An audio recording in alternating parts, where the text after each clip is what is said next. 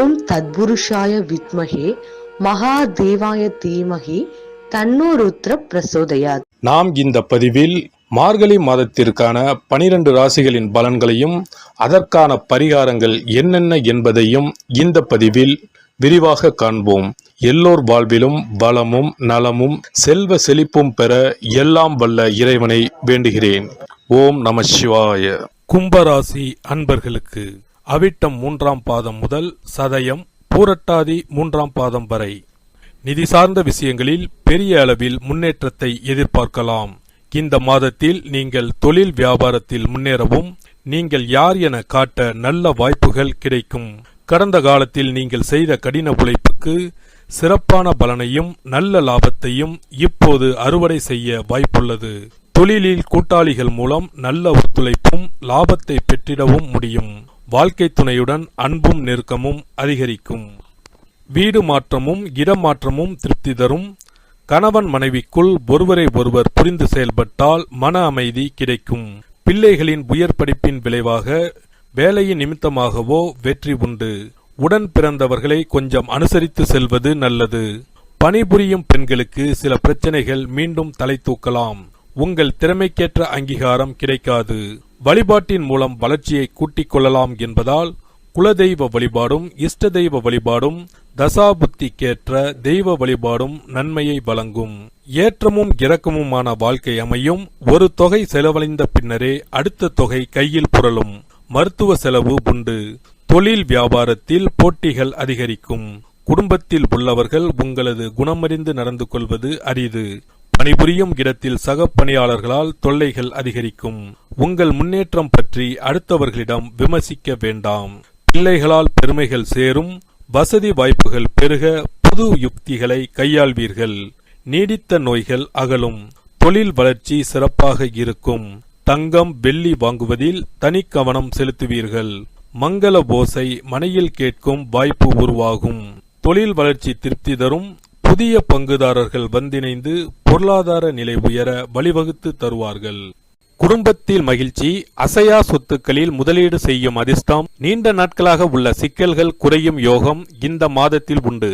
உங்களின் அனைத்து விதமான செயல்பாடுகளும் பொருளாதார ரீதியாக மேன்மையை தரும். தொழில் வியாபாரத்தில் சந்தை சூழ்நிலை சாதகமாக இருப்பதால் உங்கள் பொருட்களுக்கு நல்ல விலை கிடைத்து சிறப்பான லாபங்களை அடைவீர்கள். மறைமுக எதிர்ப்புகள் குறைந்து நல்ல வளர்ச்சி ஏற்படும். வேலையாட்களின் கோரிக்கைகளை நிறைவேற்றுவீர்கள். திங்கள் செவ்வாய் புதன் வியாழன் ஆகிய நாட்களில் நல்ல வாய்ப்புகள் கிடைப்பது மட்டுமல்லாமல் உங்கள் முயற்சிகளுக்கு அனுகூலமான பலன்களை அடைவதற்கான யோகமும் உண்டு.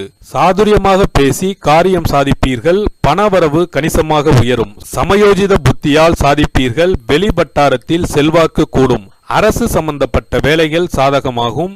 பணப்புழக்கம் அதிகரிக்கும். செலவுகளும் உண்டு. பிரபலங்களின் நட்பு கிடைக்கும். உறவினர்களின் வருகையால் வீடு களை கட்டும். குடும்பத்தில் உங்கள் கை ஓங்கும். வாரிசு இல்லையே என வருந்திய தம்பதியருக்கு குழந்தை பாக்கியம் உண்டாகும். மகளின் கல்யாணத்தை ஊரே மெச்சும்படி நடத்துவீர்கள். கடனாகவும் கைமாற்றாகவும் பணம் திரட்டி புது வீடு கட்டி குடிபுகுவீர்கள். மகனுக்கு வெளிநாட்டு நிறுவனத்தில் வேலை கிடைக்கும். பழைய மனையை எதிர்பார்த்த விலைக்கு விற்பீர்கள். அரசாங்கத்தாலும் அரசியல்வாதிகளாலும் ஆதாயம் உண்டு. நிலுவையில் இருந்த வழக்கில் சாதகமான தீர்ப்பு வரும். சில காரியங்களில் அலைச்சலும் சிரமமும் இருக்கும். புதிதாக ஆடை ஆபரணங்கள் வாங்குவீர்கள். எவ்வளவு பணம் வந்தாலும் வீடு வாகன பராமரிப்பு செலவுகள் அதிகரிக்கும். இளைய சகோதர வகையில் இருந்த மனத்தாங்கல் நீங்கும். பழைய கடனை தீர்க்க முயற்சி செய்வீர்கள். வசதி செல்வாக்கை கண்டு தவறானவர்களுடன் நட்புறவாட வேண்டாம். தந்தைக்கு மருத்துவ செலவுகளும் அவருடன் வீண் விவாதங்களும் வந்து போகும். பிதுர்பலி சொத்தை பெறுவதில் தடைகள் வந்து விலகும். துணிச்சல் பிறக்கும். எதையும் சமாளிக்கும் மனப்பக்குவம் வரும். வழக்கில் வெற்றி பெறுவீர்கள். அலைச்சல் அதிகரிக்கும். பேச்சில் கடுமை காட்டாதீர்கள். வாகனத்தை இயக்கும் போது கவனம் தேவை. மற்றவர்கள் விவகாரத்தில் தலையிட வேண்டாம். வீண் பலிக்கு ஆளாவீர்கள். வருங்காலம் பற்றிய கவலைகள் வந்து நீங்கும். பழைய கடன் பிரச்சனை மனதை வாட்டும். ஆன்மீகவாதிகள் சித்தர்களின் அறிமுகம் கிடைக்கும். எல்லோருக்கும் நீங்கள் நல்லது செய்தாலும் கெட்ட பெயரே மிஞ்சும். வீண் விரயம் விரக்தி ஏமாற்றம் காரியத்தடை வந்து நீங்கும். வரட்டு கௌரவத்திற்கும் போலி புகழ்ச்சிக்கும் மயங்காதீர்கள். வியாபாரிகளுக்கு மாத முற்பகுதியில் லாபம் அதிகரிக்கும் என்றாலும் பெரிய முதலீடுகளை தவிர்க்கவும். கடன் தர வேண்டாம். வாடிக்கையாளர்களை அன்பாக நடத்துங்கள். பாக்கிகளை நயமாக பேசி வசூலிக்க பாருங்கள். அரிசி, பூ, எலக்ட்ரிக்கல், வாகன உதிரி பாகங்களால் லாபம் அடைவீர்கள். பங்குதாரர்களுடன் மோதல்கள் வெடிக்கும்.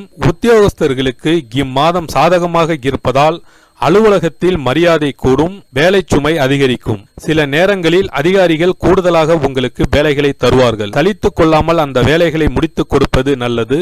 உங்கள் உழைப்பிற்கு அங்கீகாரம் இல்லாமல் போகும். பதவி உயர்வு, சம்பள பாக்கியை போராடி பெறுவீர்கள்.